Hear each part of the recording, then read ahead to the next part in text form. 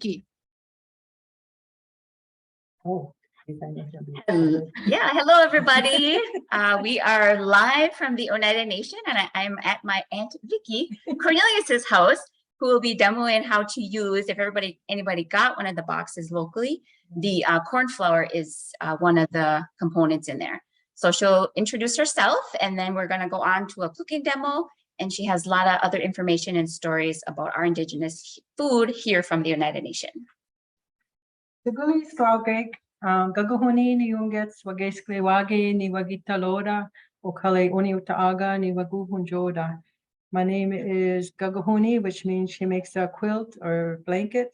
My English name is Vicky, and I'm of the Bear Clan of the Oneida Nation. So today, we're going to do some cornbread and corn mush and this demonstration of hulling corn and do some stories. And then I have some different seed bank here that I want to go over with you. I have a calendar, seasonal calendar that we developed in my last program. I worked with the Oneida Nation Indigenous Diet and Healing Program. And never done this before as a Zoom, so this is new to me. Usually I prefer in person, you know, where you go out and pick it and process it and or preserve it. So I was a previous manager of June Hakwa. I was a previous supervisor of Oneida Cannery. I worked in a language program for 6 years, Oneida Museum for 5 years, and then I ended up with my last job before being laid off because of COVID at the Cultural Heritage Department as Indigenous Diet and Healing manager. And so part of our creation story and those things is we are gardeners. It all goes back to our foods that we were brought here. And I'm going to go into that in a little bit. But first, we're going to start our corn because it takes a while. So the first one is the corn we're going to hull with our wood ash. And the wood ash it's best to use a hardwood ash, usually like an oak is best. What that ash does when you put it into the boiling water with the corn is it takes off that fine skin around the corn that's called the hull. And then the corn can double up to triple up in size and become soft. So there's two different ways that we do that with the corn. One, we hull it for about half hour, and we just want to get the skin off real fast for the cornbread flour, because we don't want to cook the corn, we want the actual flour. And I do have some that I started last night that I can show you. And then the other one, we cook it longer for the soup. And usually for the soup, you want to cook it about an hour. And then you add your meat and beans and cook it longer. Some people like the corn a little more firm and they won't cook it as long. But I know a lot of our elderly, and the way I learned, you cook it longer so it's more of a softer corn. But when I started back in our community working at our cannery back in the early 90s, our community mainly ate cornbread at holidays. And main one, Thanksgiving and Easter, there was an elder woman, a couple of women in our community that would make cornbread and people go and buy it from them. But very few people knew how to make cornbread or hull corn. And it seemed like people were only eating those foods, our indigenous foods, for holidays, birthdays, special occasions. So I had a lady come into our community in the early 90s, Lee Miracle, and she talked about indigenous diet and healing. And so from there, our program expanded to have cornbread available weekly, and we're teaching how to make it while we worked at Oneida Cannery. So I think it's really important for our people to know how to grow, harvest, and preserve their foods. And it's a kind of a gratifying thing too, to know that and I bring my grandkids in the garden all the time and they help. So we're gonna go to the stove here. I'm not sure how they're gonna be able to see this, but hey Candy, I just wanted to make sure. I think Candy told me you like the interaction. So is it okay if people chime in when they have questions, or do you want to hold those to the end? Oh, they can chime in. Sure. Okay. Yeah. So feel free, anyone on the call, to either use the chat or unmute yourself and chime in. Like Vicky said, she prefers interaction. So yeah. Okay, so right now I shelled some corn last night from my corn I did last year, and I'm just gonna add this to the boiling water. And then I'm gonna add the wood ash, and one of the things you'll notice after you add the wood ash, after it's cooking for about 5 minutes or so, is it's gonna turn a bright orange, and that's normal. So, the one thing too, you gotta be careful about when you're cooking corn with the wood ash, or you can use baking soda too, if you're gonna use it for corn soup, is it'll boil over. So you gotta really watch it and stir it often. Why is it so long? I'm not really sure. That's a technical question. I'm learning here as we go too. I Sure, take give her the tough ones. I know I take these foods for granted. You know, all my aunties know how. My daughter actually it was a apprenticed to Auntie Vicky, and she can make cornbread, corn mush. She can do all of that. So I kind of just sit back. So you can see right here, if you want to make it, I don't want you- see how bright, beautiful orange that turns? Oh yeah. Yeah, that's the color it'll turn when you first add the ashes or the baking soda. Oh, really? Yeah, it's interesting. That's a good question. Yeah, Why does it turn that way? And it's the hull that is actually getting. Yeah, Right. it's the skin, like the hull on the corn that we're trying to get off. So, yeah, that's just gonna cook in the wood ashes for like a half hour. You want to cook it for a half hour for the corn bread, or for the corn soup, you want to cook it about an hour. And she said she got the ashes from like her son's sugar camp where they had burned wood, so they just collect the ashes. I mean, who would even think to like, oh, I'm gonna collect these ashes for corn? So hand in hand. Yeah, yes. So we're gonna just let that cook for now, and I can show you after that cooks for 30 minutes. When you take the corn will get slimy, like feeling. It feels here, Candy, you want to try one? Feel how it feels? It'll feel slimy, which is normal. And that's just the ash is doing its job to take that hull off. And it'll almost like, if you got really good wood ash, it'll almost like disintegrate that hull, like within maybe less than a half an hour. And then I'm gonna open this kernel up, and I don't know if you're gonna be able to see this. Where's your can't see. It's white in the inside. So the flour is still in there, and that's what you want. You don't want to overcook it for the corn bread. You want that flour in there yet. All you're doing is hulling it to get the skin off, the hull off, to make the flour. And then after this, we would dry it overnight. Oh, that's it. Look, I thought that thing was a dessert. This is one of my food dryers. And Oh, after I hulled that corn last night for the cornbread flour, I put it on here to dry overnight. like a dehydrator. Yeah, it's Okay. a dehydrator. So it dried overnight, and then this corn is like hard, and then after this is what you want to do is grind it. What our people had back and culturally, we would have had what they call a mortar and pestle, and they would have put the corn in there and pounded it to make the flour. But we know don't usually do that today. A lot of people use either a coffee grinder, works really well because it's hard, like this corn is hard like the beans. So we usually use that, or you could try a blender if you got a really good blender. But it might dull your blades a little bit after a while. Otherwise, one of the other things they did was a meat grinder. Those old-fashioned metal meat grinders, you hook to a table and you turn the handle by hand. That you ring bologna? Yeah. That's the way I originally learned in the early 90s when I went to first go work in the cannery. There was an elder, that lady that taught me, Budgie Manders, her name was. She came into the cannery to teach me how to make cornbread because I didn't know how at the time. So we hulled the corn, and then what she did though was she put a sheet on the table, and then she laid the corn all on there and put a fan on it overnight. Because I don't think they had dehydrators back then. They wouldn't have had dehydrators. So that's how I originally did it, and it worked well.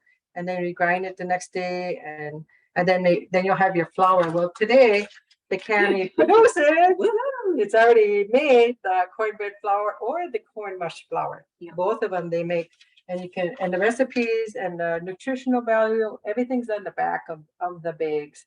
So you'll be able to make it very easily. So I'm gonna open this one up because I don't have this ground, but this would be the next step.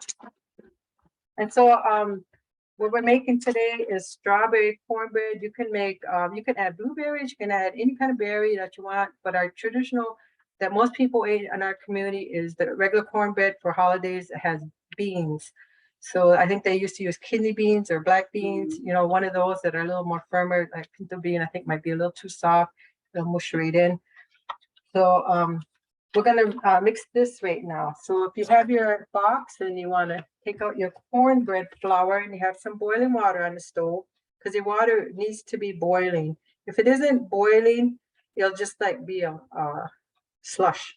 it won't form the consistency that you want it to be. So this recipe says, oh geez, a little more than a cup and a cup and a half of flour.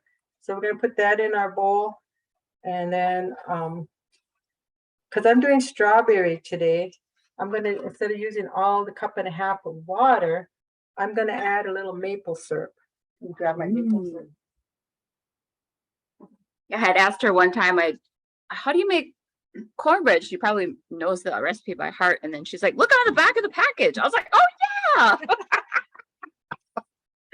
Yeah, I'm one of those cooks who just throw stuff together and I don't measure. It's so funny, when I started our program, my coworker Christy, she would follow me and I'd be making a recipe for that night for meal for our families, and I'd be cutting up this and that, putting in there, and she'd grab the bowl and measure it and create all the recipes for me.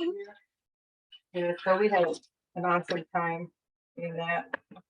So I'm just gonna, it says a cup and a half of water. I got water here boiling. So I'm going to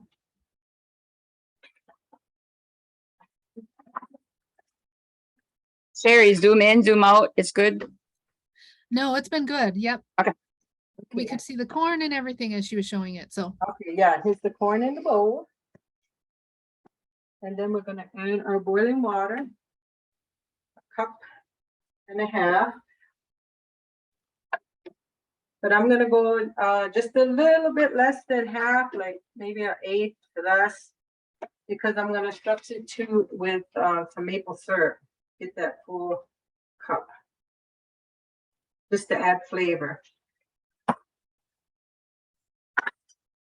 We're gonna mix this. I don't know if you can see it mixing. And this is kind of an important part too, when you're mixing it and you want to know the consistency. You can always add a little more flour if you added too much water, like mine. and then I already diced up small some strawberries. You want to kind of dice them small and you put them in here. So I'm just gonna add enough to it that you don't want to add too much, or it will be too won't stick together. And so your dough, once you mix it, it should kind of feel like a Play-Doh. That's what I was to compare it to. So I asked my my friend Bob Brown, one of the chiefs. He was raised traditionally in Oneida, Canada, where some of our more of the traditional people settled when we relocated from New York to Wisconsin. They continued to have our ceremonies in Longhouse there, so we had to go there to learn. We learned from here.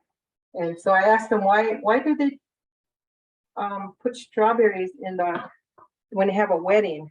That's one of the things that the woman brings to give her husband in his basket, because they do a basket exchange.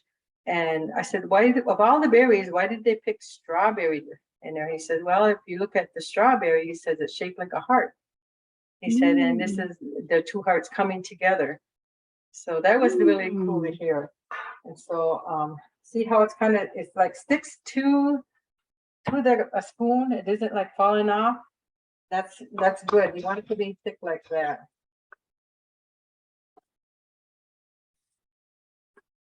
And now we're gonna form our cornbread. Everybody is, I don't know if people are following along or not. Yeah. I don't know. We don't know. Okay. I'm gonna get a plate out. And then I'm just gonna rinse my hands quick. I'm gonna be handling the dough. Um,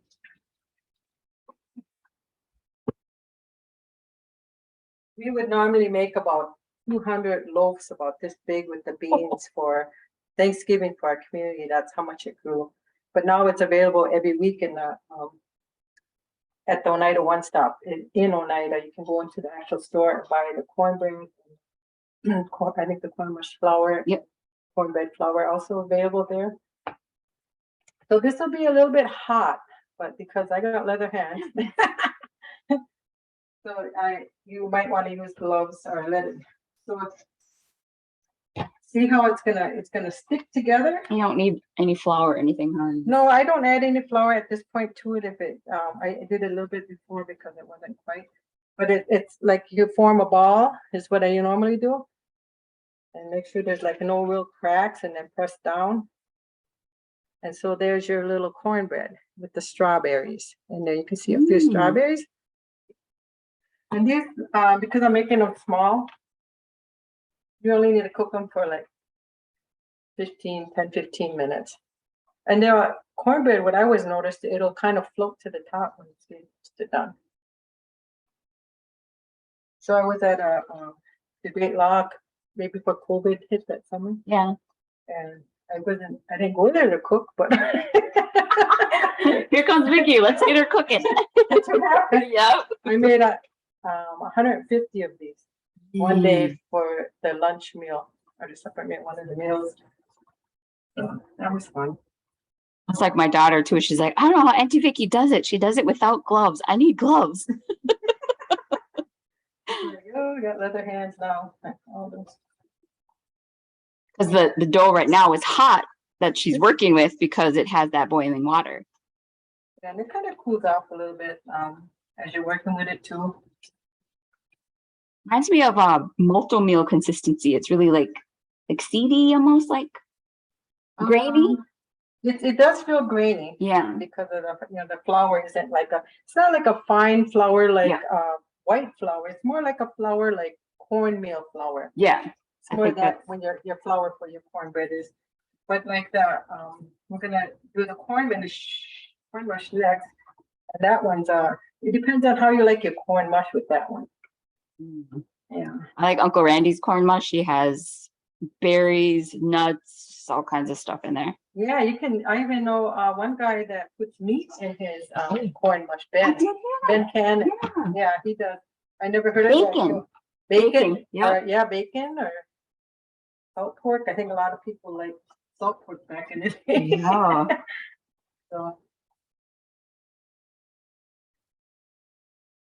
So she's got about how many patties you got there? One. This is the last one. It almost came out perfect. Yeah, so like 6 little patties ready to go.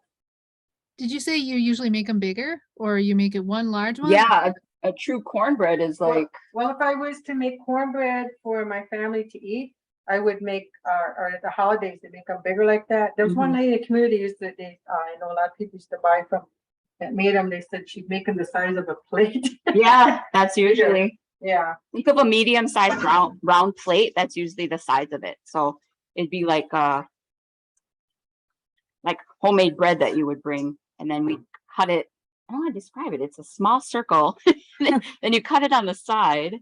But what I started doing was making even the cornbread at this size, the regular cornbread with the beans too, and we would vacuum seal them like I think it was 5 in a bag, so people could take them out and it heat them faster for eating. So you can make them really any size that you want. There's no rule around that or anything.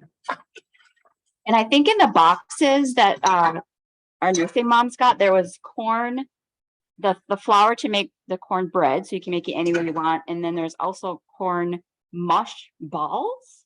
Then would you add something to that? It looked like balls, like. I haven't heard of mush balls. That's something new to me. Yeah. So they're able to get the corn bread and then make corn mush, which was, it was neat. Yeah. We need more boxes, Sherry. I didn't even get to try one. I know. I wanted to get more, just more of the packages of stuff, the corn flour or mush, but I think, they have some employee issues there. Yeah, you gotta get. well situated. For sure, they got the corn flour and then these corn mush balls. I'll have to show you a picture. Yeah, you have to show me that. So we're gonna check our corn. And after the corn is boiling for, well, no, at the time, but they'll turn back to a yellowish Oh. color.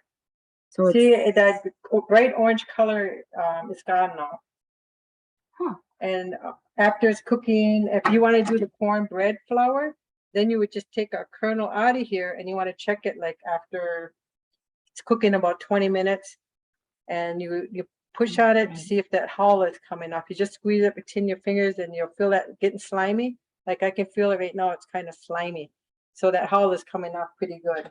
So this is almost ready for washing.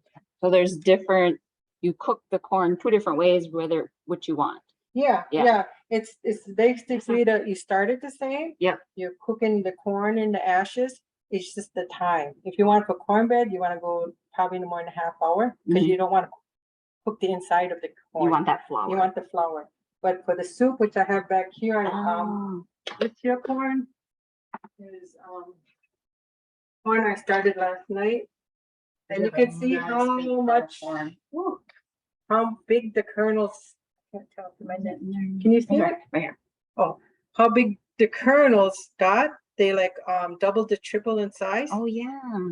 And it's goes back to kind of the whitish off-white color of the corn. So that's corn ready to go. Yeah, this corn is ready for soup. All I gotta do is add my meat and beans to it, and you can use venison. You can use buffalo meat. You can use we use smoked turkey quite a bit. You can use you can use pork hocks. A lot of the older people back in the day used a lot of salt pork and pork hocks.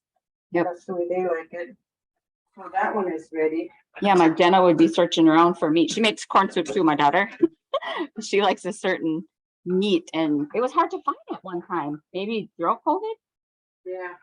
So these will harden up a little bit too as they're sitting, which is fine. And then the waters came back to a boil. So now I'm just gonna add them to there. And sometimes, depending on how many you're doing, you might want to try to stand them up if you fit them all in. Otherwise, you don't want them laying on each other too much. So I'm just adding these to the water now to cook. I think the little ones are cute. They're just little like eat and go. Yeah, they are. And this is just a different nice variety to change it up to add some berries. 'Cause I've done it with blueberries too. Mainly strawberry and blueberries I've used it for. So this only needs to cook, like I mentioned earlier, probably like 20 minutes, 15, 20 minutes, depending on the size. The size, it's really going to depend on the size of your bread too. So if you like this size, should only take like 10, 15 minutes. But if you get bigger, like I said, the bigger ones, they take a half hour. And if you went to the big ones, they'd probably be about 40 minutes. But it's that. I'm going to switch the kettles here. And next we're gonna make is the corn mush flour. So I have corn in a pan here. It's just my corn that I hauled last night, the white corn. So I got a pan of this, and all you do is yeah. I should show you a braid I got. Yeah. We used to have to braid when we were little. Yeah, this is a braid of corn from my garden last year. And what you can see it braided. If you know how to do French braiding your hair, that's the same braid pretty much you use for this. You keep adding another husk in. Well, first when you husk the corn though, because it has a lot of husk, you want to take all the outer husk off and leave the 3 strongest inner husk. And then those you'll braid up together and keep adding one in. So this is a very short. Usually they're probably about 4 feet long, 5 feet long. I can tell I already took some off this one. So we grow the corn and then braid the corn. And then how long does that dry before you can pull it? Or It usually takes a couple months to dry down before you want to use it. And you can test it. You know, you can tell when your corn's dry, it becomes really hard. You know, when you first pick it, it's a little softer, but it'll get harder. I'm gonna turn this guy down.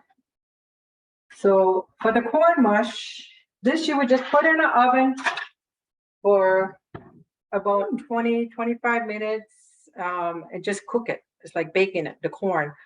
And then once it's baked, ta-da, Ta-da! Ooh, it's So like a fancy. golden brown. I know. Look at that. 5 seconds. Yeah, golden brown. And then you're gonna take that corn and put it in a blender and blend it up.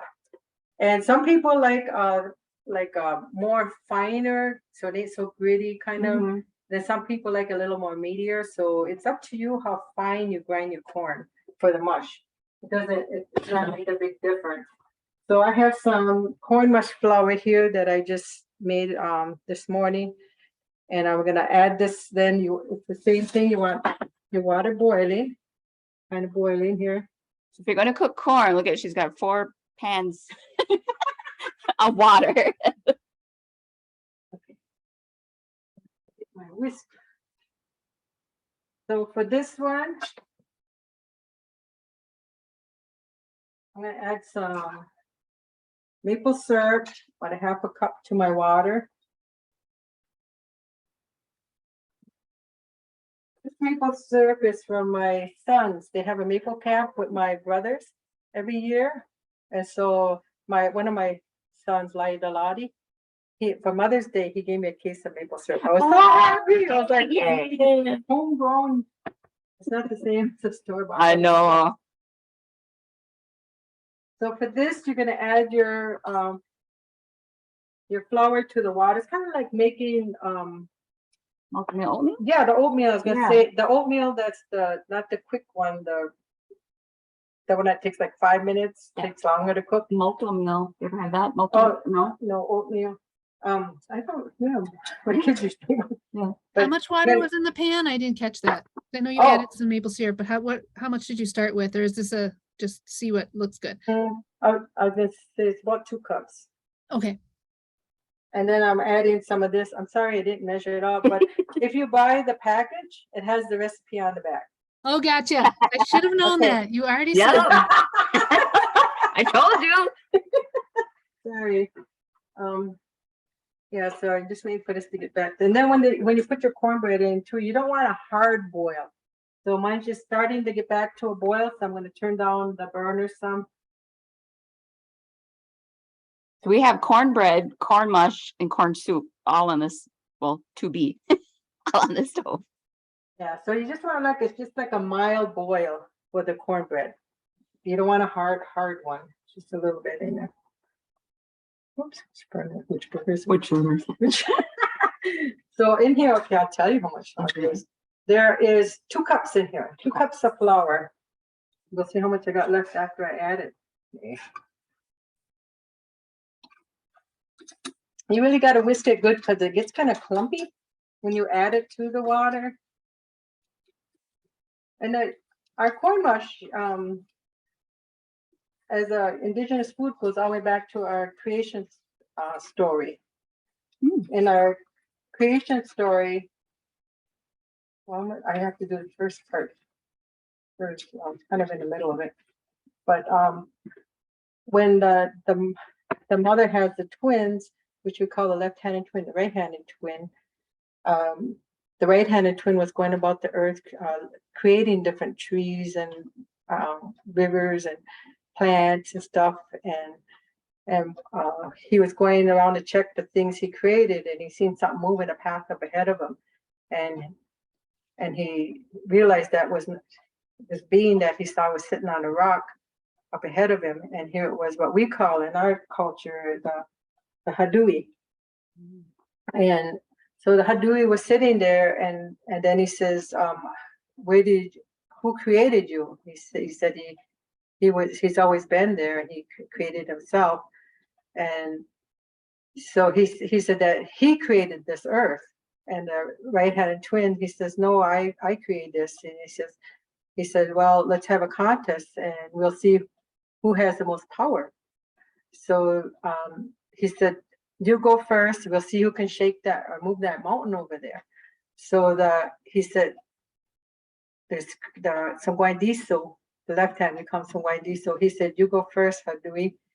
So the Hadui had a staff, and he pounded his staff, and he made the mountain kind of shake a little bit, rumble, and then the Songaindiso said, "Okay, now it's my turn. You turn around, don't turn around till I tell you to look." And so the creator started using his powers to move that mountain, and the Hadui could hear the sound, and uh, it was getting louder and louder, and he got anxious. And so he turned around and looked. And when he turned around and looked, he hit his face on the side of the mountain. And so that's why they say our Hadui masks have a little disfiguration in their face. But then the Hadui said, you are the true creator here. You have more power than me. He said, so you can do away with me whatever you wish. And he said, well, I see that you too have power, and that I am going to be creating people on the earth one day, and there may be different things that they need help with, and if you can use your powers to help them along, and if they get sick or any kind of sickness. So the Hadui agreed to do that, and he said that he was going to, because of his face though, and the way he looked, that people would probably be scared of him. So he was going to go into the mountains and live in the mountains where they wouldn't see them. But when he knew that, and they put tobacco and called on his name, he would come to help them. So we have that medicine society. We call them medicine societies. We have a lot of different medicine societies.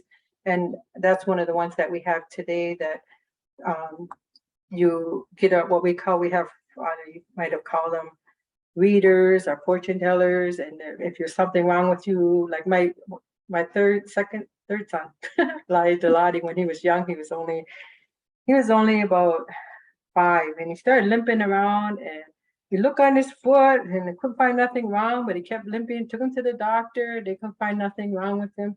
So then we took him to get a reading done, and they said he needed to belong to that Hadui. And that's what the Hadui, they kind of limp, and they use a cane, and so he belonged to that. And then we have 3 different colors too. We have the red, which is for physical body ailments, things like that, which he belongs to. And then we have the black Haduis for more emotional, those kind of things. So that was my youngest son too. He was crawling around making a noise like Hadui. Oh, And he had to belong to it. So sometimes they choose you too, the different medicine societies. So he's and then he kept walking. So then the creators walked, and the Hadui started walking up further. And as they were walking along, there was a branch up ahead, and laying in their path. So they were going to move it, because they had special powers, so they could use their mind for the powers things too. So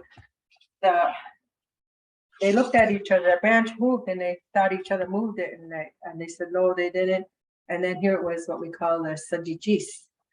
Sajijis is another one of our medicine societies, and they're here also to help us with any sicknesses, things like that. And we actually use the corn husk to make their mask that our people use to doctor people. And the Haduis are made out of, their masks are made out of a tree, pine tree. And then there's a whole process to that, and only certain people have that gift to make those masks. And so we have the husk for that. We also use the husk in our bear medicine for our white bear medicine. We use the husk to doctor people with the water. And we also use it in our otter medicine to doctor people. We use the corn husk. So our corn it's really interweaved in our families, homes, in different ways, and how people relate to them. So we also use the corn silk. On the corn is a medicine too, and it says it's good for like kidney infections and things like that. And I think it was 2 years ago, I was out in the garden, and my granddaughter was out there with me. She must have been about 8 or 9. And we were harvesting corn, looking at it. And she took the silk and she started eating the silk. She says, Aksut. did you taste the silk? I said, no. She said, it tastes kind of sweet. She said, I like it. So I had to taste and try it. So they say, you know, we're going to learn from our children too, which I did. I learned from my granddaughter. So every year now, when we harvest that corn, we eat some of the silk for that too. So some of those things,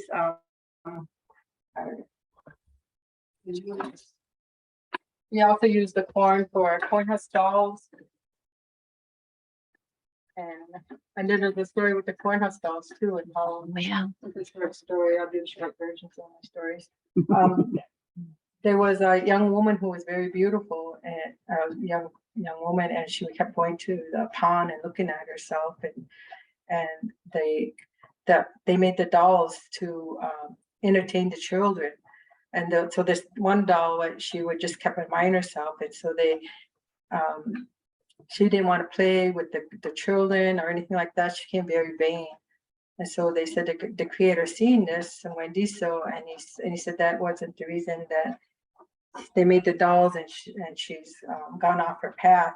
So they say he sent the owl doll to take her face off.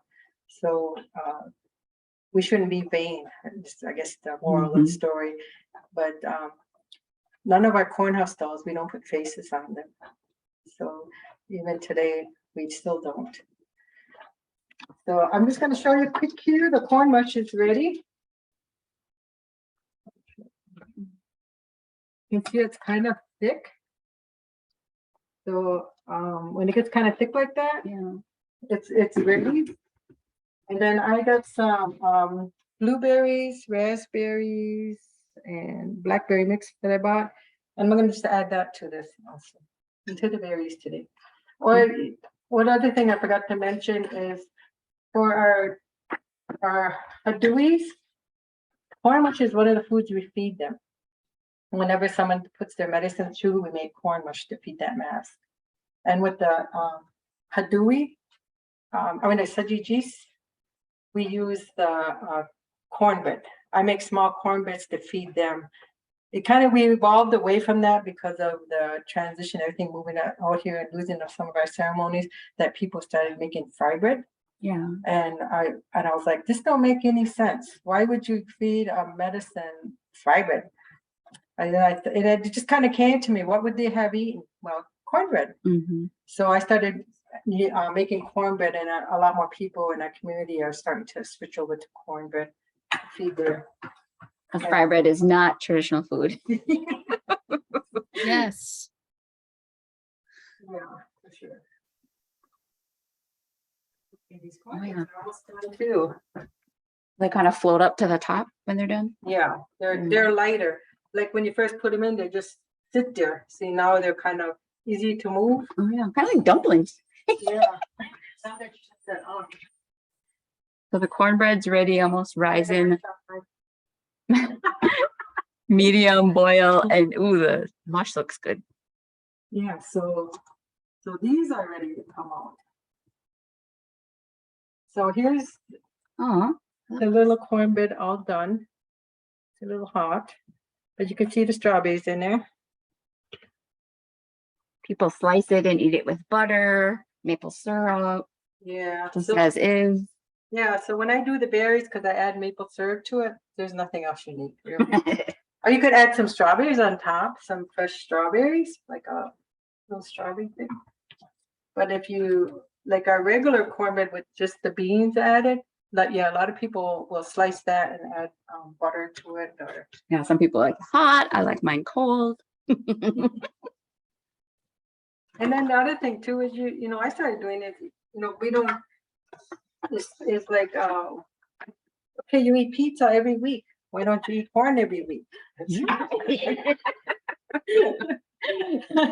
Before it was access, now it's like you can go to the one stops and buy it. It's so there. It's available. Yeah. But also with the corn that I haul, I don't just use that for corn soup. I'll throw it in my chicken soup. I'll throw it in my venison stew.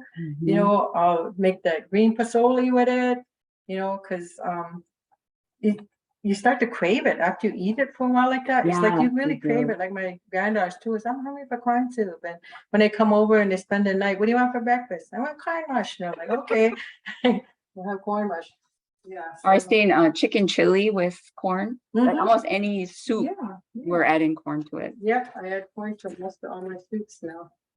So, okay, so our cornbread is done and our mush is done.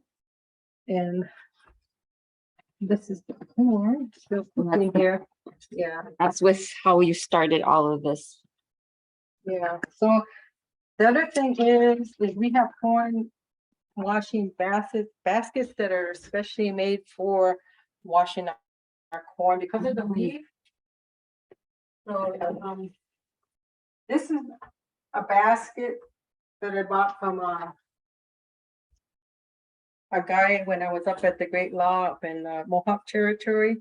He made this basket, and the weave is kind of, it's a certain way so that when you wash the corn and you go push against it, it helps take that hull off. That's what it does. And this is a corn washing basket. That one was from a Mohawk. This one was from an Oneida, in Oneida, Canada, that made this one. And this one was made by Katie Sickles. I think way back in, well, it doesn't have it on here anymore, the date, but it's really old. So you can tell if it's for corn or not, the way it's weaved? Yeah, yeah, by the way it's weaved.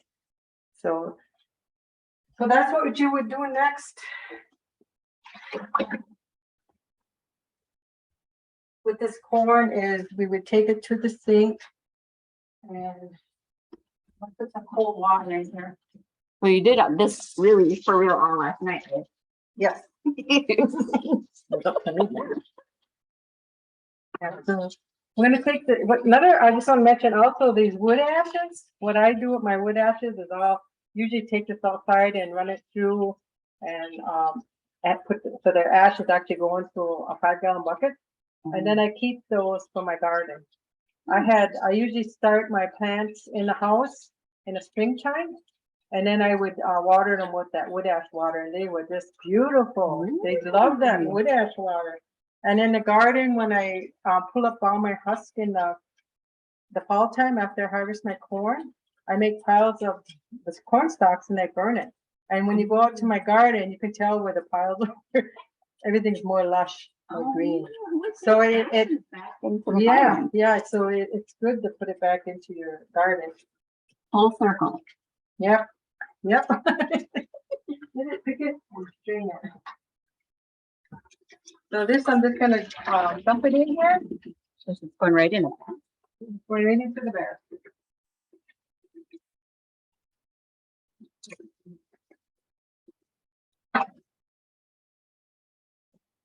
You're gonna have to wash it probably 2 or 3 times. I guess my son didn't. He didn't what do you call it? Sip his ashes very well. So it's like I'm saying, you're gonna take the corn and pull it up on the side like this. You can see that very well. And you're just gonna push it down like that. You just keep rotating and pushing it down. And this corn right now, it feels really slimy. And so you know it's done its job. That's the hull. That's all that hull disintegrating coming off.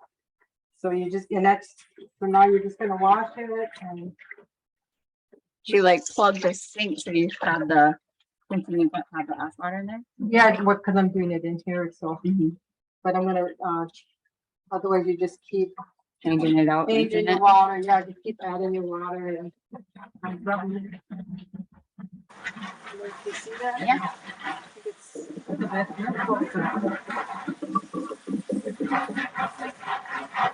Build those arm muscles. Yeah, really, a little washboard. Oh yeah. That's so cool that you use that basket. I don't think I've ever seen that done. Yeah, so see you can then you rub it between your hands and you don't get so much of that slime anymore in it. It's kind of washed off and it's ready to go ahead and cook or dry. When you're at the cannery, did you do that? We usually did this, Yeah. but we didn't have corn washing baskets. We had these big metal baskets. Yeah. Kind of like a colander, but had tall sides. But the second time I went back to a cannery to work there in 2018 or 2008, I was in the cannery working by myself, washing corn, and then something said, put it in the washing machine. And I was like, Yes, I was like, put remember. it in the washing machine. I didn't listen to it. Okay, sometimes you get those spirits tell you stuff. I didn't really listen to it. And I kept doing it and I had a lot of corn to wash. And I heard it again. I thought, okay, I'm gonna take 2 quart of it, go down to our laundry room and put it in the washer.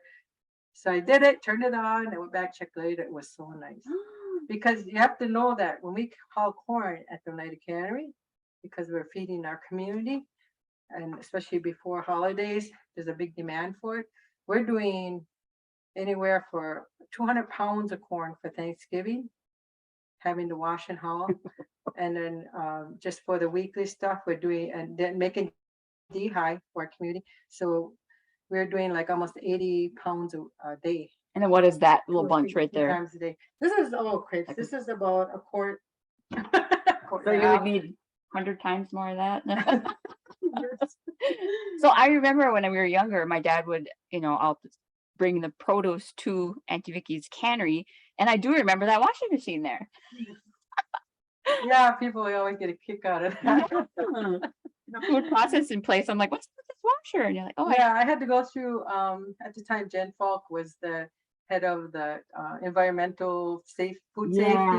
So I called her and said, hey, Jen, I want to put a washing machine to wash our corn in the cannery. She goes, what? Yeah. And I said, what do I need to meet the qualification? And she says, well, it has to have a removable agitator. So I said, okay. So I went to a couple places, and then I found one with removable agitator, and I called her, can you meet me here? Check, see if this one's okay. She said, yeah. So I got it and I bought the one, and then my coworker, she says, you need to get another one of those. So we got two in there. Yeah, So it's amazing how you change with the times too, like with the dehydrator. I mean, yeah. just think you'd have to be patient and wait for it to dry out. Now dehydrate it and throw it in the washer and Yeah, all and we kinds of cool also, tricks. because the cannery also makes like a couple hundred quarts of pickles every year. Oh yeah. So the cucumbers in the washer. Nice. Oh, I would have to scrub those individually for that. Yeah. Okay, so that's so you That's washing baskets. corn bread, corn mush. So I have in like in 1990, I think it was 3 or 4. I had a cannery board, and we went out to Tuscarora, New York, to visit this Norton Rickards farm, and he grew white corn, and he had a husking bee every year. So we went there to go check out the husking bee, and I took some elders with me too. And when we were there, that lady, his wife, made all kinds of 3 different soups with corn. But what they did was they harvest the corn, and then in the barn they had us get the corn ready for braiding and stuff like that, hanging up. But then they also had a seed bank, and this is probably the first time I heard of a seed bank. And what they did is showed us their different beans, corns, and squashes, because we have more than just our white corn. It's the most we use, but we also have a red corn. We have a blue corn, and the blue corn is more used for ceremonies too. So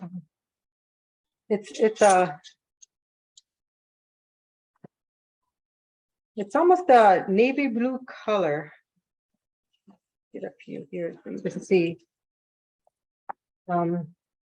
They look kind of, oh, here, can you do it? I can't figure it out. How dark they are. And this is one of the corns we use for our eagle dance ceremony. We make a mush with that, or a soup, kind of a mushy soup. What kind of corn? Blue corn. Blue corn. Oh yeah, Yeah. so it's like a grayish kind of color. It's almost navy Yeah. blue. And that corn, it's a little more hardier. It doesn't blow up as much as the white corn for like a soup. It's more like a firmer, nuttier flavor. It's really nice. White when you cook it? Or is it have like a tinge to it? Oh yeah, it'll come off a little bit. But my brother Randy grows that off and on. I haven't really grown it. But I do have another corn here that I did grow. I went to a international indigenous corn festival in Mexico about 5 years ago, and And here I was, they had the last day you could go to, it's kind of like a farmer's market. Here I went there and they had all kinds of different beans and corns and stuff. And then I came across this corn and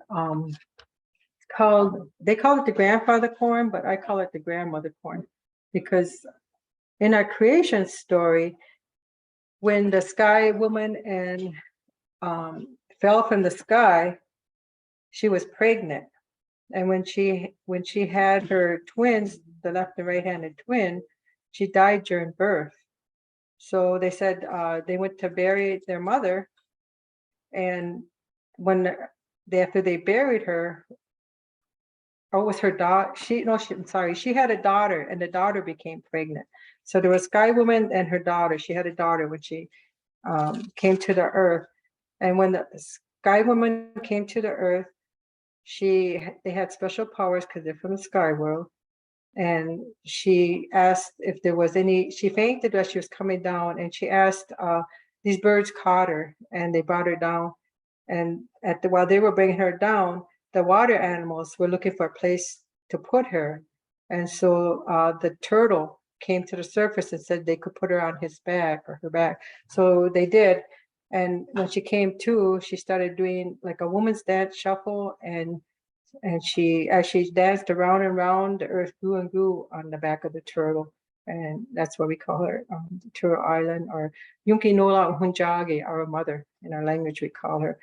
So she then had she gave birth to a daughter, and then when her daughter was out walking about the earth, she became pregnant. I think it was from the west wind. And when she became pregnant, she didn't know at first what it meant because there was no intimacy. She was just seeing this being, and that with their powers, she fainted and she woke up, and there was 2 arrows across her, a blunt arrow and a flint arrow. And she didn't know what it meant, but when she went back to her mother, Sky Woman, and told her what happened, they realized that she had become pregnant. So when she was giving birth, like I mentioned, she ended up dying during that birth with the twins. And when they buried her body, then when her mother buried her body, out of her breasts grew the corn. And from her mind grew our Indian tobacco. And from her heart grew the strawberries.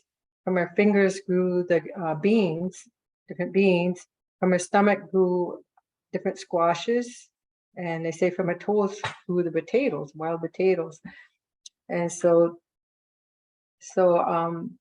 we have a connection to corn in so many ways. It goes back to our creation story. So that's why I call this the mother corn. So we grew it. I grew it with my families at Culture Heritage before COVID. Got chased home. So this is one of the cobs that came out of one of the seeds. It's almost like a purplish navy blue, and every kernel has a hull on it. So if you peel back, you'll see the kernel in there. So what we did with that little cob I brought back, it was more like these colors. And I was surprised to get this from that. What was that? My phone? So this is another one that came from there. And it's got the navy blue in there, a little bit reddish tint to some of them. Yeah, and they're different sizes. And I was really surprised about this grandmother corn was that the stalks were super big. I mean, they're like almost like a sunflower. They were huge, and they got so tall. I swear they got like 10, 12 feet tall. I couldn't believe how tall they got. Yeah, so I'm going to try planting this again next year. So the other thing, when you're planting different types of corn, you got to be careful with cross-pollination. And so I'm going to try this one next year. So yeah, we have different corns. We use them different ways. And then we have a variety of beans. So this is a white bean. This is one of our indigenous beans. It looks it's not really like a navy bean long, and they're round. It's more rounded, how it is. And it's called the Soranto potato dry bean. And this is another type. looks more like the navy bean, kind of like. And this one's real interesting. I hope you can see these okay. You let me know if you need to zoom in further. This is called the skunk bean. It's black with a little bit white in it. It's interesting. Ooh. Yeah. And this is Oneida. This is from Oneida, Canada. It's called the. Can't read it on there. It looks more like. Can't see it. It's so dark. Like a small kidney, Yeah. Oops. Running away at me. Yeah, it's really dark. It's kind of like kind of looks like a kidney bean. Oh, I can't figure out how to show on that thing. Maybe I'll bend the top down a little bit. Oh yeah, there you go. The kidney bean, yeah. Well, there's probably tons that look like kidney beans, but there are different Yeah. varieties. Yeah, there are. Put it in there. And this is the Gutney Gaw bean. So it's smaller yet. Maybe the hand. Oh, wow. It's smaller yet. Cool. Here's the little kitty one. Yeah. This one looks more like the regular kidney bean. Or would you just personal preference, can mix it up, put it Yeah, in they have a soup? little different flavor, each of the beans. I planted three Wow. different types of our indigenous beans this year. I did that's called the true cranberry bean and the regular cranberry bean. It's a little different. Here's the one I planted. This one they call the yellow eye bean or Oneida bean. Must seem like a taste test event. Yeah, grow Which, different ones. yeah, which bean do you like? Yeah. This is the yellow eye bean. Oh, this is cool. Like it's like a brown and white. Yeah, they're kind of brown, half brown, half Yeah. white. And these are really cool beans. These are huge. Holy And moly. these have a beautiful reddish scarlet flower that it's a pole bean. I'll grow right up and around your And look corn. at the peach stones. Yeah, they're huge. They're about a little over half an inch. They're different deep colors. They're called the bear bean. That's cool looking. And then we have one called a bread bean. So one of the other corns I forgot to mention that we have, there is called a short nose white corn, and that corn was shorter, but it was bigger, and the kernels were really wide and more narrow, and it was a little sweeter. And that's the corn they said we grew for our cornbread. It's a cornbread, specific corn that was grown for cornbread. Probably the texture of it or something. Yeah, the flavor, texture. I think part of it is because our regular white corn, the seeds are really small. You won't get as much flour with the larger kernel. You'll get more flour out of that. So then we have a lot of different squashes. We got this one, it's called the Buffalo Creek squash. And we have a golden Hubbard squash. Oh, this is a colored corn. And this is a cornfield pumpkin. So just to give you a very different, and then when you're growing your different corn and you want to save for seed, you find your best cobs that got 8 rows, because sometimes they might have more because of cross pollination. So it should have 8 rows, no mold on it or bad stuff. And then you usually take from the middle, and you take the kernels from the middle and you save them as your seed corn to use the next year to plant. It's cross pollination. It's not good if you want to keep your seed. You really don't want to keep it. Ones or something. Yeah. So when we talk about indigenous foods, then I have this. This is what I had made up when I worked at Culture Heritage for our classes. I actually put all our classes on here that we did. Some of them aren't indigenous. Like somebody said, "Why you got sauerkraut on there?" I said, "Yeah, it's not indigenous, but our ancestors, we bartered, traded all over the place." And I remember my grandmother, my dad, mom always making sauerkraut. So he just put it on there. It's like a New Day thing. But what I have on here is the seasons. We got fall, summer, spring. You can see that better. It's got the seasons on it, and then it's got the ceremonies, and then it has the foods. So I know you can't see it that well, but I'll just go through them for each section. So we're kind of going into the end of the summer right now. So in the beginning of the summer, we have the fiddleheads, which is a fern before it opens up. And it's kind of coiled up and it has a brown thin paper on it like that you got to take off to prepare it to cook. And then that's usually like maybe the second week in May around there, and it doesn't last very long because I'm always watching mine in the woods here. Go out there and check on it, then all of a sudden it's like, oh man. But even if they're like ferns like so far, you still can eat them. But there are some, you got to know what fern you're getting because there is one that is poisonous. So around the same time that fiddleheads, after that comes the wild leeks, which is kind of a garlicky onion flavor. It has more of a broad leaf like that. And it has a bulb, and then you have wild onions, which kind of look more like a regular green onion, but like the smaller version of a green onion. And they grow around here on the reservation yet, all three of these, and we harvest them and make soup with them. You can substitute any of your recipes that call for onion or garlic for these. I know my brother picked a whole bunch of the wild onions that one year, and then he braided it to dry. You could ask him how that turned out. And then we have our planting time. So we have our three sisters story that goes on during planting time, and then green corn and midwinter. And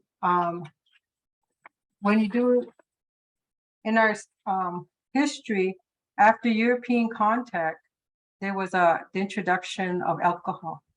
But alcohol, our people never knew, and they didn't know how to adapt to it, and they abused it. So there was a lot of violence in the communities. The men and the women the men used to go away for a winter camp and get hides and different things and food, and come back on the river to back to the communities. And then what they were drinking and creating violence, different things.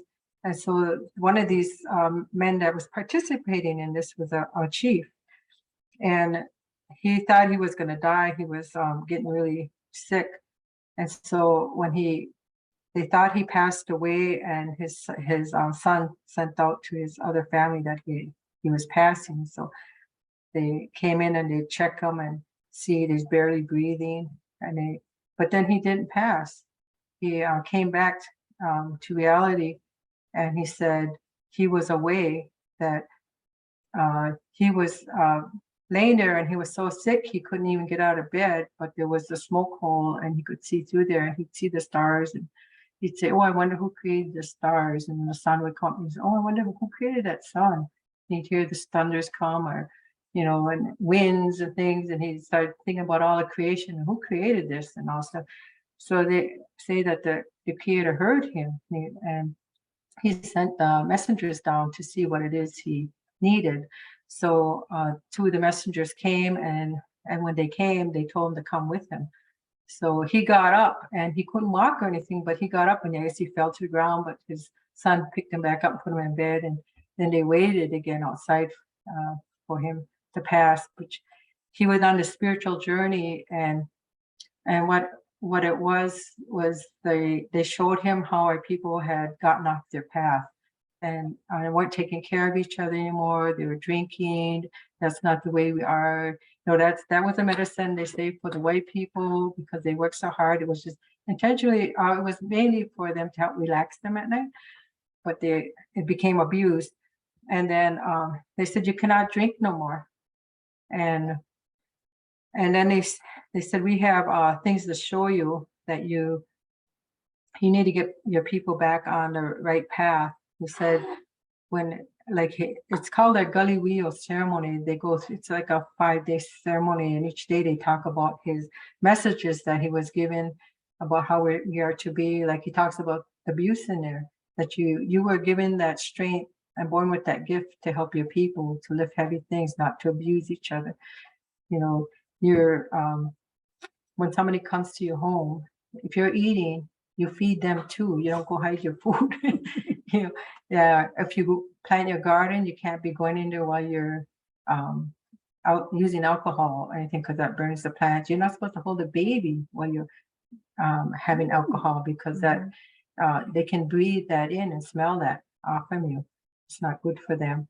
So he was going to, and they were teaching him all these different things and how messages to give to his people. And then they brought him back and they said, go see this couple. They're gonna give you some medicine to help heal you. And so he did that when he came back, and they said he had to have a feather dance and then strawberry drink. So then he went there and they did that. And they told him they're going to come back and get him another time in 1 year. So he got better and they were changing. And then he went outside one day and he noticed it was brighter than it normally was. And he thought, well, this must be the day that they're coming back to get me. And he got on his finest clothes and got himself fixed up. And then he started thinking, well, I'm gonna go take a walk in my garden. I'll check outside. And he went out to his garden and he started walking in there. And then he heard a voice and he turned around and looked. He thought somebody came out there and he didn't see anyone. So then he kept walking again and he heard that voice again. And then he felt something on his shoulder. Here it was the leaf of the corn. It was, we call them Asana de Gundahnude, our three sisters. And she said, I was asked on behalf of my sisters, the beans and the squash, to ask, we know that you are going back to the Creator's land and we want to go with you because the people weren't taking care of their gardens anymore. They didn't acknowledge them and they wanted to leave with him. And he said, I cannot make that decision. The Creator put you here to feed the people. And if I were to take you, the children would starve and the others. And so it's up to him when it's time for you to leave. So then she said, well, we know you have ceremonies, but there's no mention of us. And so when you do your ceremonies, we want you to have the women do the old women's dance because they're the ones who we are connected to. They were like our sisters, spiritual sisters, and we need to renew that relationship. They're the ones who harvest the corn and feed the families and take care of the foods. So he agreed to do that. So they started doing, we have two different women dance. One's just like a social dance, faster women's dance, but we have it's called the old woman dance songs, which is more slower and you dance slower in a circle, and only the women dance and the men sing for that one.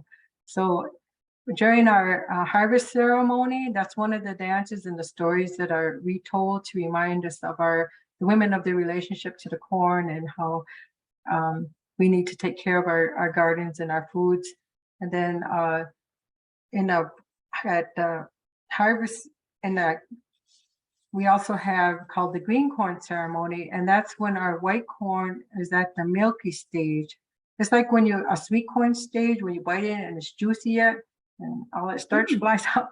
Well, the green corn has that same stage, and so we have a ceremony just for that. And I always correlate that be more like our breast milk because it's milky, and it's something that I would think that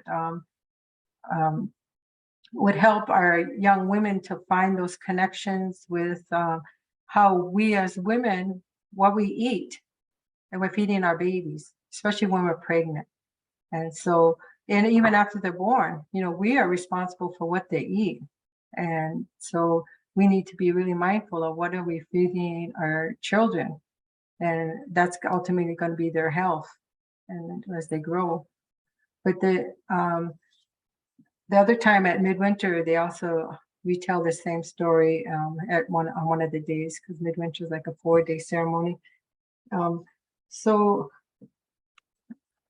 that's what I have for that.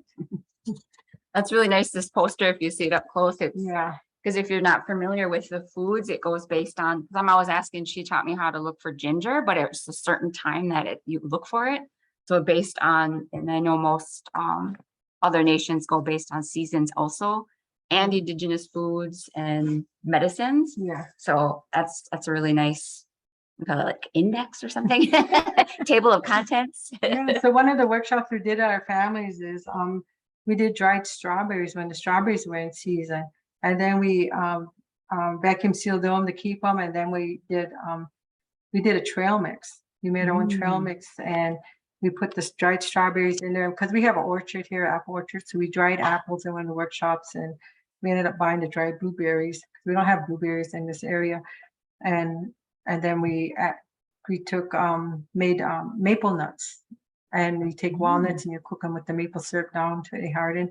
And so they all made, and everything that we made in our workshops, the family always took everything, the product home, whether we were out picking a plant or processing something to for the family.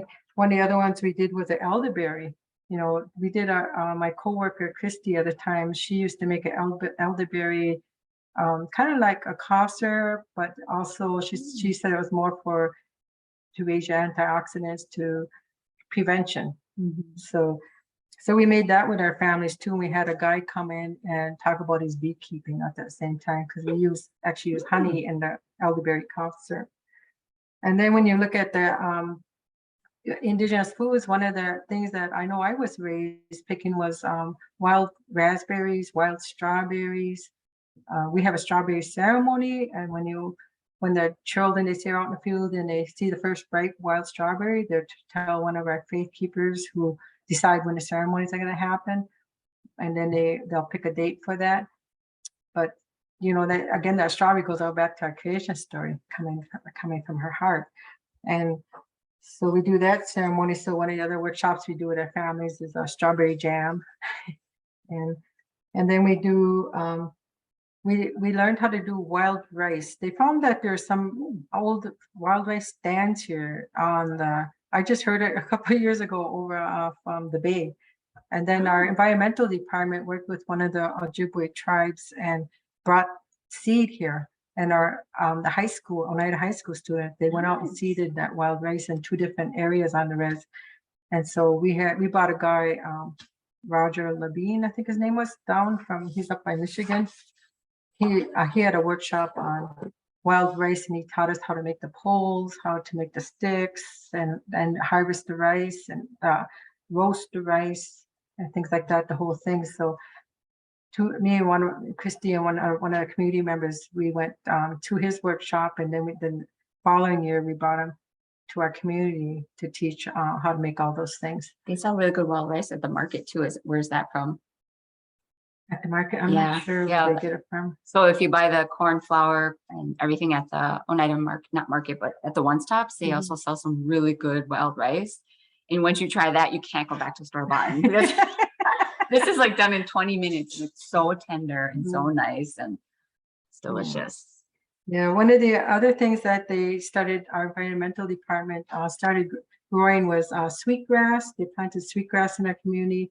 They planted more of the bergamot, which is medicine that I know I was raised on. My grandmother, they give us bergamot tea to drink if we had colds or flu, things like that. Wormwood was another one. You don't want to be sick if you have that. It's really bitter, really strong tasting. So there's a lot of indigenous plants out there that we have kind of forgotten, and we don't know the blueberries we used to have here when they first moved here, but because of all the logging and big farms we got here now, we don't have those stands anymore. So another one we did was tree and berry planting. We bought hazelnut bushes for each of the families, so they each got to take one home and plant one. And then we planted some extras at the Junhequa farm, and we bought raspberry plants and strawberry plants for them to take home and plant also if they would like to start their own. So we had a garden for our families, because some of our families live in town and they don't have the land to plant. So we had at the Cultural Heritage Site, we acquired a parcel there, and we had a garden there with those families. And one of the other things that was growing on the tree right there by the garden was wild grapes.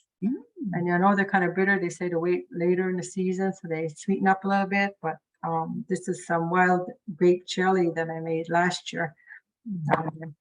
And then there's the medicines. There's all kinds of medicines also, like I mentioned, the bergamot, but there's also jewelweed, which is good if you get poison ivy. You make this is jewelweed I got in olive oil, setting it in there. Then I'm going to make the strain it and make the salve out of it. But here's some salve already done.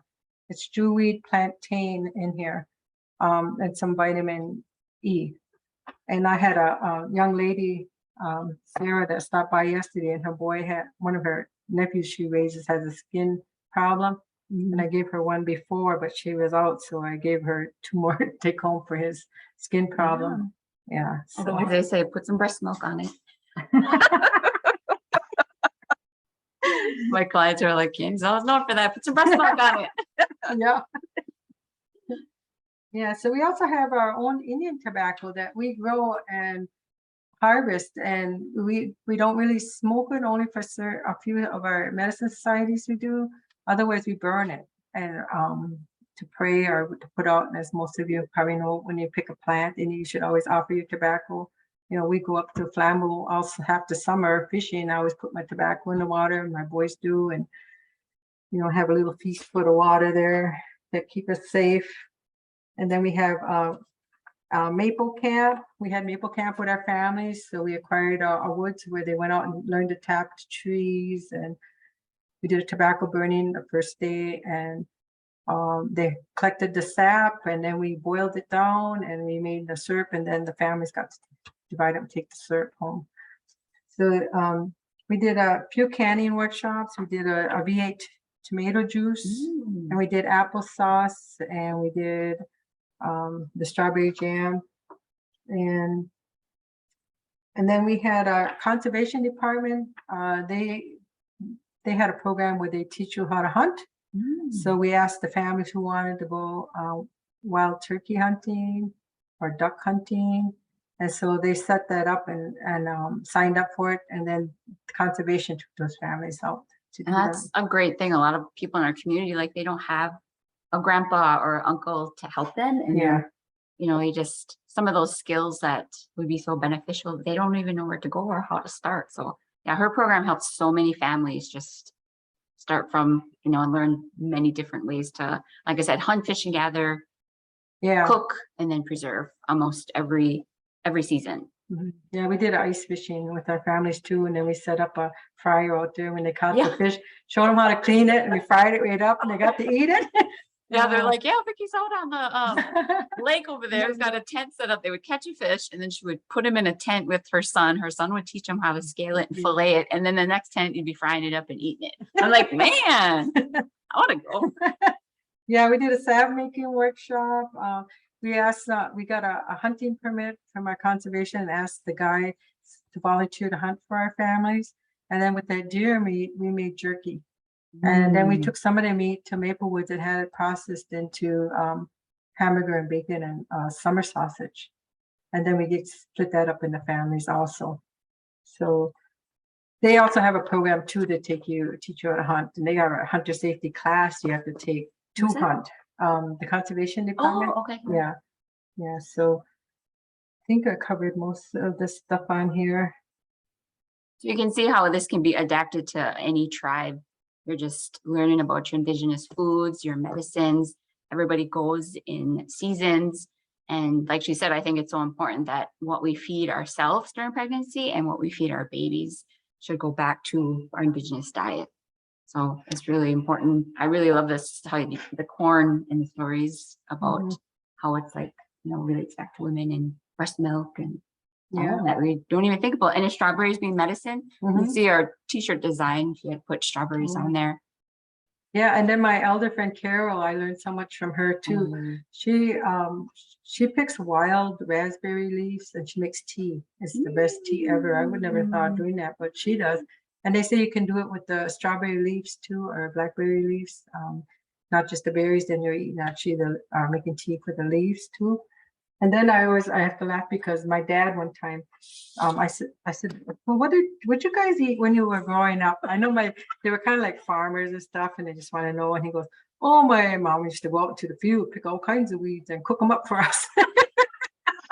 So I'm learning different plants that grow wild in my garden are actually food. So I picked some this morning to share with you some of the main ones. Well, you can see this, but this is, you can, if you Google them, you'll probably get a better picture. But this one's called wood sorrel. And it's, you can eat pretty much all the leaves and part. And it's one of my granddaughter's favorite foods in the garden. It's almost reminds me of the wild grapes, the little squiggly things that grow off of it. And we used to eat those too when we were kids. It's kind of lemony, a little bit tart. And I then tasted it. It tasted good. and then there's another one called lamb's quarters. And we always pulled them out. We were in the garden all the time, pulling these out as weeds. And my elder friend, she said, "Oh, that's food. That's your spring tonic food. Help you out. A lot of nutrients in the wild foods." So this lamb's quarters is another one that we can eat. You can just eat them kind of like a spinach, steam them, and she usually just steams them and eats them. And then this one's the amaranth, or we call it pigweed. We grew up calling it pigweed. So it's kind of like knowing what's in your environment and looking at a plant. And I always say, learn one at a time. If you want to learn about a medicine, learn when to pick it, what part to pick, how to preserve it, and whether it's for salve or whether it's for tea, how you want to do that. So I have an open area up here, and I have a railing across the whole top here. So I hang all my stuff. My corn gets hung from here. My tobacco, I just picked it up a few days ago. It's almost dry. Here's the tobacco, right? And then I have bergamot over there, some corn. See, man. Oh, there you go, right there. Right there. Oh. Yeah. Oh yeah, I see that. Yeah. Look at that big. That's bergamot at number 6. Yeah, right here is there's Indian corn and some tobacco, and then there's like 3 or 5 things of bergamot. It just grew so much this year; it was everywhere. I said, "Man, we're going to have a bad cold winter and not so much bergamot." And then I have peppermint hanging there too that I grow on my raised bed. And then spearmint jumped in my garden. I never planted it, but all of a sudden I got spearmint too. So one of the teas that Junepo used to sell years when they were open, because they're no longer open, was called the Get Well tea. So in that tea is your bergamot, your peppermint, and mullein. And mullein is good for respiratory, those kinds of problems. And so I make that tea up, and like sometimes people in the winter will say, "Or Auntie, you got some peppermint?" Or "Come on, people, get out there and get in the field." Yeah. So I think that's pretty much it, unless anyone has any questions. Yeah, let's open it up, see if anybody has questions. I sent the pictures of our end products. Were you able to put them in? For some reason, they're not going into the chat, but I'm just going to share the picture you sent here. I've only gotten one. I don't know if more are coming, but this is the corn mush. Yep, they didn't get a good view of that, so that's a good one. And then the cornbread. So I took a picture of that one too. Must be downloading all the way to Flambeau. Do you know she's Sherry? I when I talked to her on the phone, Yeah, I was like, "Oh, I'm up there all summer." yeah, I know. You were on your way up here, I think. Yeah, I was. Yeah, so I have extra of these calendars. It's called Yungwahuaji Layandu, which my friend Bob Brown gave it that Indian name, Oneida name. It means our families.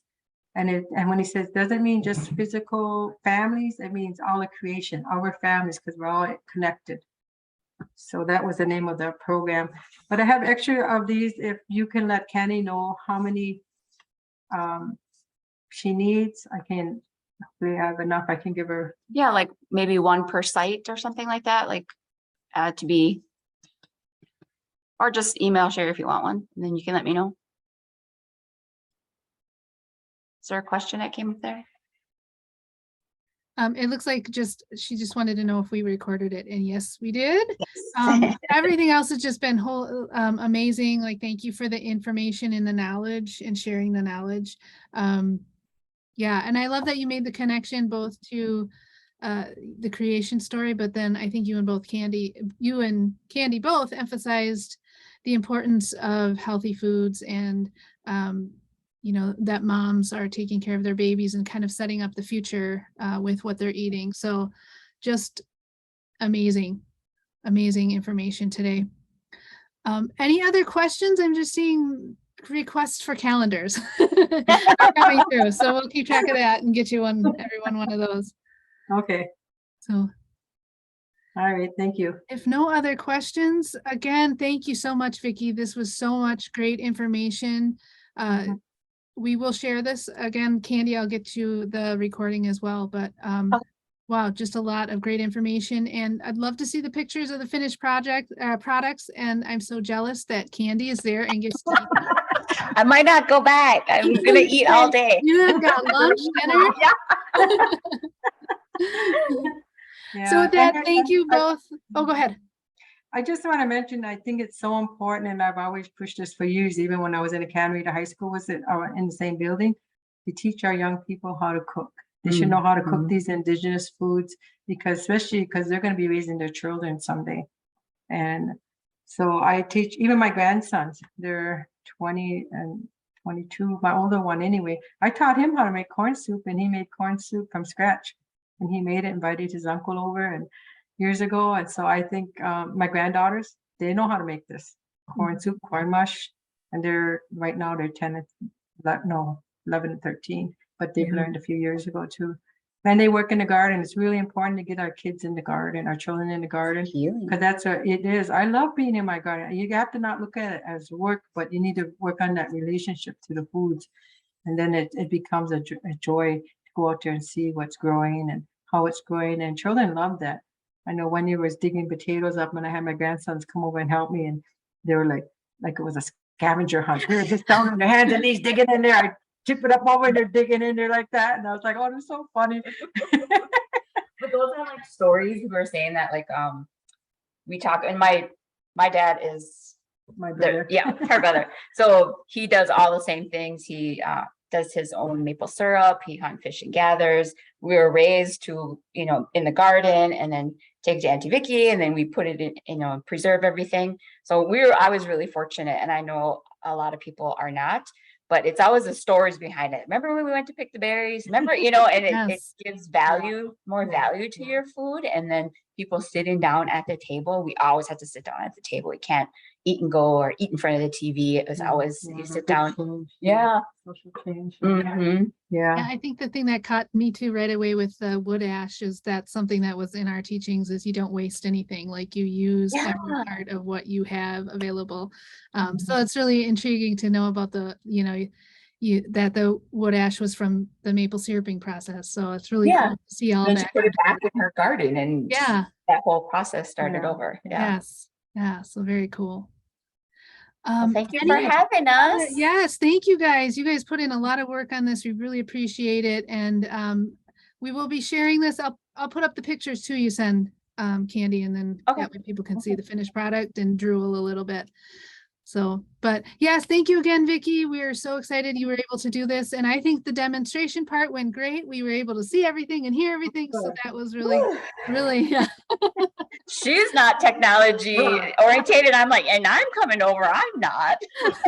After having just the sound issue the last couple days, right? We were just ready to go Facebook. I don't know. That was my next step. But I had a backup computer, so we're good to go. All right. Well, we will close for now. Everyone, again, happy Indigenous Milk Medicine Week. And woo, we made it. Yes. Woo. Yes. I forgot to mention, I nursed my 5 sons. Oh, excellent. Oh my God. And I had 4 of the 5 at home. Oh, great. Home birth. Yeah. These guys were my go-tos. I was the first in my family to start nursing. So my mom and her sister didn't know much. So Vicki, Auntie Van, what do I do? I mean, just so it's kind of like starting that new tradition for my family. And then now all my sisters have breastfed theirs, and my daughters will. And really neat. That's what we need. Yes, absolutely. Okay, I will stop the recording.